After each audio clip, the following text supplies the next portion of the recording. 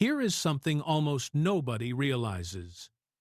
The next time you drizzle olive oil over your food and feel that little peppery sting at the back of your throat, you are tasting medicine. Researchers at a laboratory in Philadelphia discovered that the exact compound behind that sting works on the very same inflammation pathways in your body as ibuprofen, the little pill sitting in your cabinet right now. They even estimated that about 4 tablespoons of good olive oil a day carries roughly a tenth of a standard dose. Now, olive oil will not replace anything your doctor gives you, and I am not here to tell you to throw out your medicine. But stop and think about that for a moment. A food that flows straight out of the pages of the Bible, pressed from the same kind of trees that shaded Jesus in the Garden of Gethsemane, quietly doing inside your body something a modern drug was later invented to do. And here is the thing. Olive oil is only number 1 on this list.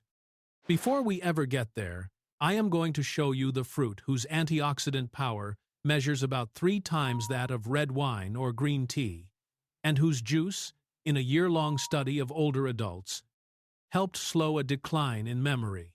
I am going to tell you about the humble bulb that soldiers nicknamed Russian penicillin when the field hospitals ran out of the real thing. These are not fashions or fads. These are the foods God set on the table of His people thousands of years ago, most of them probably sitting in your kitchen this very minute. And modern science is only just now catching up to the wisdom hidden inside them. So, here is my promise to you. In the next few minutes, you are going to look at 10 ordinary things in your pantry with completely new eyes, and you may never eat some of them the same way again. 2 things before we begin. Pay special attention to number 6, because it is the food God's own people actually stood and wept over in the desert, and almost nobody connects it to Scripture. And somewhere in the middle, I am going to tell you about a prophet so exhausted, so broken, that he lay down under a tree and begged God to let him die. And the simple food an angel gave him that carried him 40 days and 40 nights. Hold on to that, because it changes how you see everything on this list. Let's begin. And we start, at number 10, with something so ordinary you have probably never given it a second thought. Barley. In the ancient world, barley was the bread of the poor, the everyday grain of shepherds and farmers and widows. When Ruth went out to glean in the fields to keep herself and Naomi alive, it was barley she gathered. When a frightened soldier in the book of Judges dreamed of a single loaf of barley bread tumbling into the enemy camp and flattening a tent, Gideon took it as God's promise of victory. And when a little boy offered his lunch of 5 small barley loaves on a hillside, Jesus multiplied that poor man's bread to feed 5,000 people with 12 baskets left over. Barley was never fancy. But tucked inside that humble grain is a special kind of soluble fiber called beta-glucan, and here is why it matters to you. Study after study has found that around 3 grams of it a day, as part of a sensible diet, may help lower cholesterol, so much so that health authorities actually allow barley and oat foods to say it right on the label. For a heart that has been beating faithfully for 60, 70, 80 years, that quiet daily help is no small thing. The easiest way to get it? Toss a handful of pearl or hulled barley into your soups and stews the way you would rice. It turns a thin broth into something that warms you from the inside and does your heart a gentle favor while it does. Not bad for the bread of the poor. Now we come to number 9, and to the very first plant, named after humanity, left the Garden of Eden, the fig. When Adam and Eve realized they were naked, it was fig leaves they sewed together. The fig appears again and again through Scripture, but one moment stands out above the rest. King Hezekiah lay dying, covered in a painful boil, and the prophet Isaiah gave what may be the closest thing to a doctor's prescription in the entire Bible. "Take a cake of pressed figs," he said, "and lay it on the sore." They did, and the king recovered. Healers across the ancient Middle East used figs in exactly this way, as a poultice, long before anyone understood the reason, and figs are still quietly generous today. Dried figs are one of the richest fruit sources of calcium and potassium you can find, along with a good measure of fiber, and calcium and potassium are two of the very things our bones and our blood pressure lean on more and more with each passing year. A few dried figs make a naturally sweet snack that feels like a treat but works like a tonic. Soak them overnight in a little water, and they turn soft and syrupy, gentle on the stomach, and kind to the mornings. The fruit that first covered our shame, still covering us, this time from the inside. At number 8, we reach a tree that God Himself once used to settle an argument. When the people of Israel quarreled over who had the right to serve as priest, God told each leader to lay down his wooden staff overnight. In the morning, only one had changed. Aaron's rod had budded, blossomed, and borne ripe almonds all at once, a dead stick bursting into life as the sign of the chosen one. That is why the almond runs all through the holy places. The golden lampstand in the temple, the menorah, was shaped with cups modeled on almond blossoms. And there is a beautiful detail buried in the Hebrew. The word for almond means the watchful one, or the hastening one, because the almond is the very first tree to wake and bloom at the end of winter. When God wanted to promise the prophet Jeremiah, "I am watching over my word to perform it," He showed him an almond branch. Now, think about what is packed inside that little seed.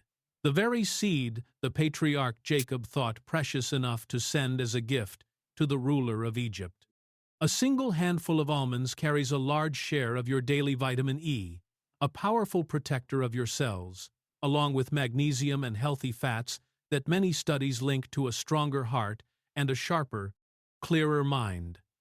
A small handful a day, raw and unsalted, is one of the simplest kindnesses you can do for your body. The watchful tree, watching over you still. Number 7 brings us to a fruit so woven into Scripture that it becomes a picture of God's own people, the grape. After the great flood, the very first thing Noah planted was a vineyard. When the spies Moses sent slipped into the promised land and wanted to prove how rich it was, they cut down a single cluster of grapes, so heavy that 2 grown men had to carry it between them on a pole. And Jesus, on the last night before the cross, lifted the fruit of the vine and called Himself the true vine and us the branches. But here is what the ancients could never have known. In the skin and the seeds of the grape, especially the dark purple ones, lives a family of compounds, one of them called resveratrol, that researchers have studied for years for the way they may support the heart and the blood vessels. Many believe this is part of why the little grape, enjoyed in moderation, has carried such a long reputation for the health of the heart. And you do not need wine to receive the gift. A small bunch of dark grapes, eaten skins and all, or a scattering of raisins over your morning oats, carries that same ancient goodness. The fruit that pictured the blood of the covenant, quietly caring for the blood that runs through you. And now we reach number 6, the one I told you to watch for. This is the food that God's own people, freshly delivered from 400 years of slavery, actually stood in the wilderness and wept over. In the book of Numbers, chapter 11, tired of the miracle bread that fell from heaven each morning, they cried out, "We remember the fish we ate freely in Egypt, the cucumbers, the melons, the leeks, the onions, and the garlic." Of all the things in the world to long for, they longed for the garlic and the onions. And perhaps their bodies were wiser than they knew. The laborers who built the Egyptian pyramids were fed garlic daily to keep up their strength. And here is the part that still astonishes people. When you crush or chop a clove of fresh garlic, a chemical reaction releases a compound called allicin, and that compound is a natural germ fighter, so genuine that garlic was used to dress wounds on the battlefields of both world wars. When the Russian Red Army ran short of antibiotics, they turned to crushed garlic to fight infection in their soldiers, and the men gave it a nickname that stuck for generations: Russian penicillin. Louis Pasteur himself had shown, back in the 1800s, that garlic juice could kill bacteria in a dish. On top of that, some studies suggest that garlic, eaten regularly, may gently support healthy blood pressure and cholesterol. And the secret is all in the crushing. Chop or press your garlic fresh, and let it sit for about 10 minutes before it ever meets the heat, so that protective compound has time to fully form.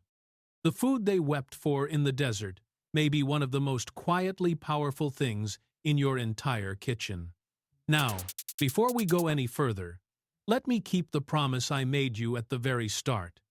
I want to tell you about a man who had reached the absolute end of his rope. His name was Elijah, and he was one of the greatest prophets who ever lived. He had just won an impossible victory for God, but now a furious queen wanted him dead, and something deep inside him simply broke. He ran into the wilderness, alone, until he could not take a single step more, and he sat down under a lonely broom tree and prayed the saddest prayer in all of Scripture. He asked God to let him die. "I have had enough, Lord," he said. "Take my life." And then, utterly worn out, he fell asleep. Maybe you know that kind of tiredness. Not the kind that is only in the legs, but the kind that reaches down into the soul. And here is what God did. He did not send a sermon, he did not send a lecture or a rebuke. An angel simply reached out and touched him, gently, and said 4 plain words: "Get up and eat." And there, beside his head, was a warm cake of bread, baked on hot stones, and a jar of cool water. Elijah ate and slept again. And the angel came a second time, and touched him a second time, and said, "Get up and eat, for the journey is too much for you." So he ate once more, ordinary bread and ordinary water. And the Scripture says that on the strength of that simple food, he walked 40 days and 40 nights, all the way to the mountain of God. Sometimes the holiest thing you can do for a weary body is to feed it well. There is no shame in needing bread. God, who could have done anything at all, chose to restore his exhausted prophet with a quiet meal and a little sleep. Remember that the next time you feel you have nothing left to give. Now, let's get back to the list, because the very best is still ahead of us.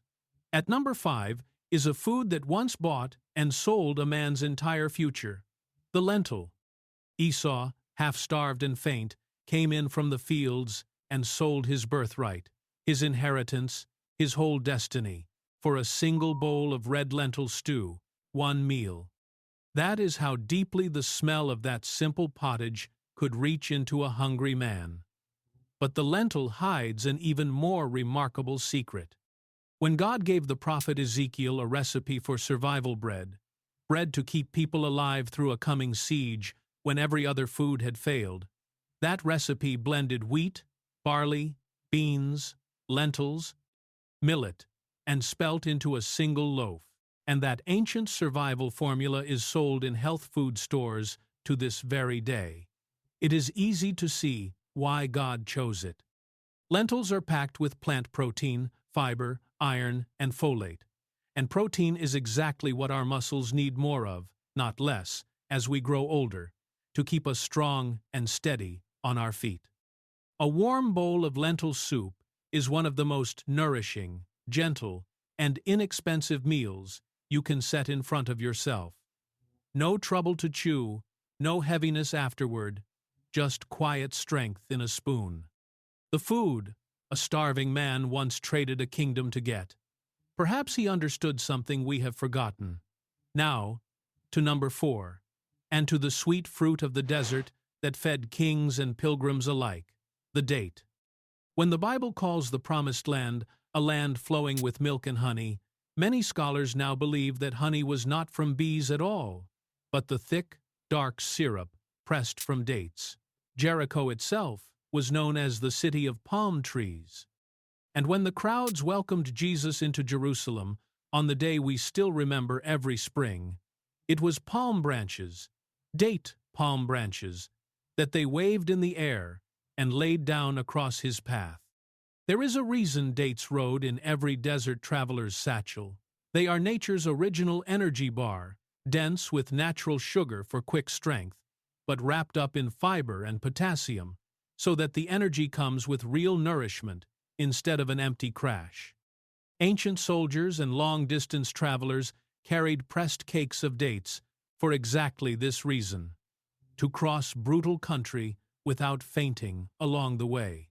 So when that mid-afternoon tiredness creeps up on you and you feel your energy sag, 2 or 3 dates, perhaps with an almond tucked inside, will lift you far more gently and far more kindly than anything from a vending machine.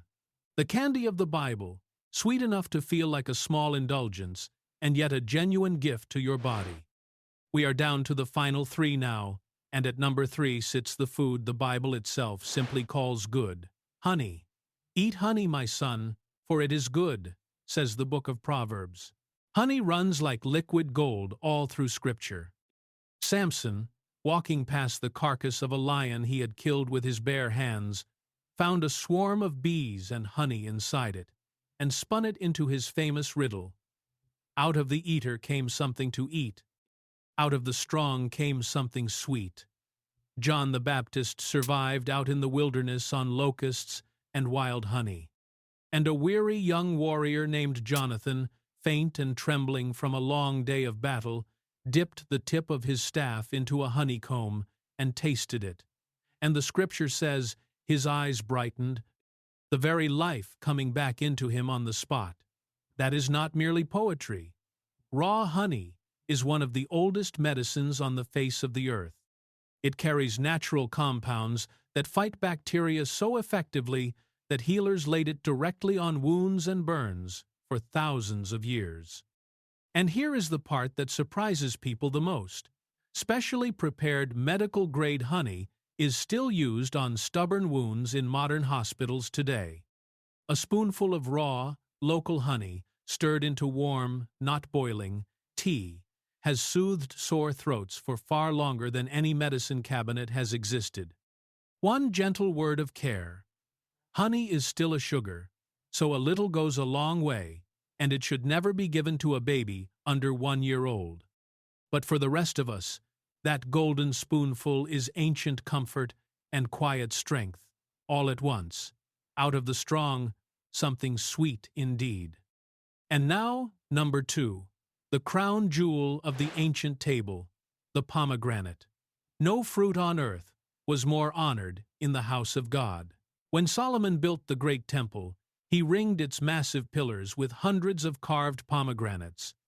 When God designed the sacred robe of the high priest, he ordered its very hem stitched with pomegranates of blue and purple and scarlet, alternating with tiny golden bells, so that the priest chimed softly as he walked in the holy place. An old tradition even holds that a single pomegranate contains 613 seeds, one for each of the commandments in the law. And modern laboratories have finally discovered why this fruit earned its crown. The pomegranate is one of the most powerful antioxidant foods ever measured. Its juice tests at roughly 3 times the antioxidant strength of red wine or green tea, thanks to rare compounds called punicologens. And this next part matters to us especially. In a study that followed about 200 older adults for a full year, a daily glass of pomegranate juice helped slow a decline in one particular kind of memory. For anyone who has felt a name slip away or walked into a room and forgotten why they came, that is a fruit worth knowing. Scatter the ruby seeds over your yogurt or a salad, or enjoy a small glass of 100% pomegranate juice. The fruit that adorned the robe of the priest and the pillars of the temple, still quietly crowning the ones who eat it. But there is one food that outranks even this, and it is the very one we started with. Which brings us, at last, to number 1, the oil that anointed kings, lit the house of God, and may just be the single most healing thing on your kitchen shelf. Olive oil is woven through the Bible, from the beginning to the end.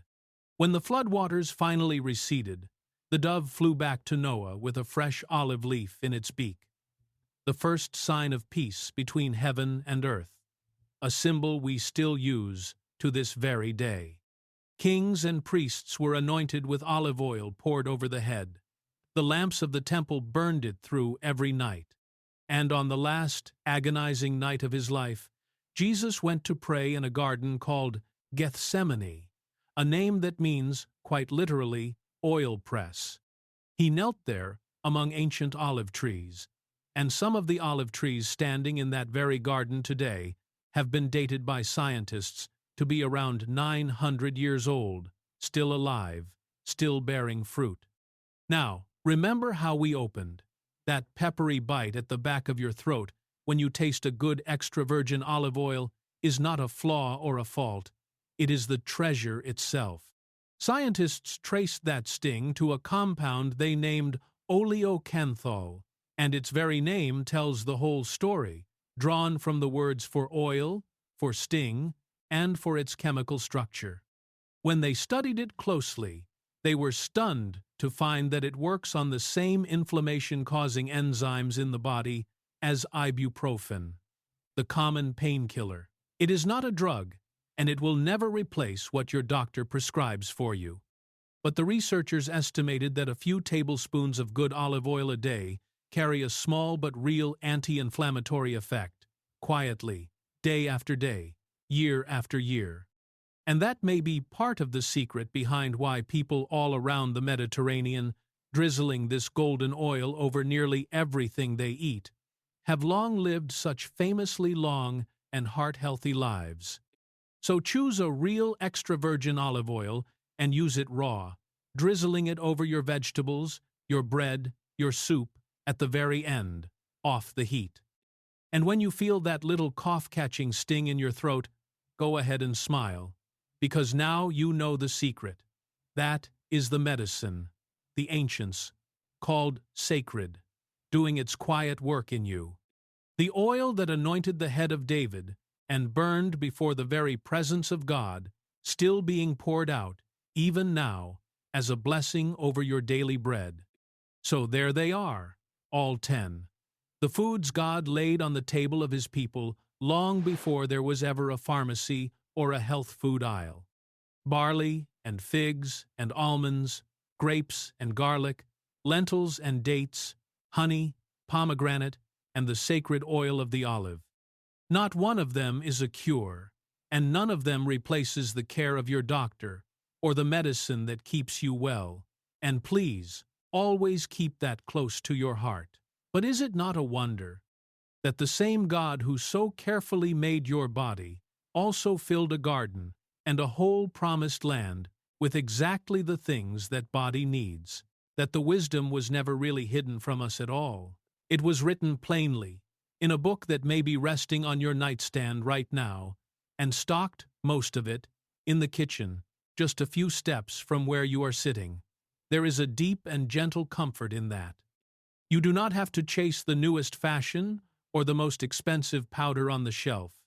You only have to look, with fresh eyes, at the old and faithful things.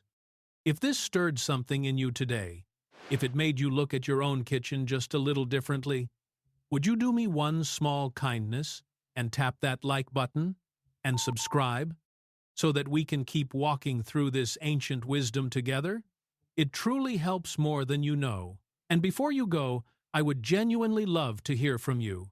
So let me leave you with one simple question, and please answer it for me down in the comments. Of all 10 of these foods, the barley, the figs, the almonds, the grapes, the garlic, the lentils, the dates, the honey, the pomegranate, and the olive oil, which single one is already sitting in your kitchen right now? Tell me which one you have on hand today, and tell me if even one of them surprised you. I will be reading your answers, every one. Take good care of the body God gave you, and I will see you in the next one.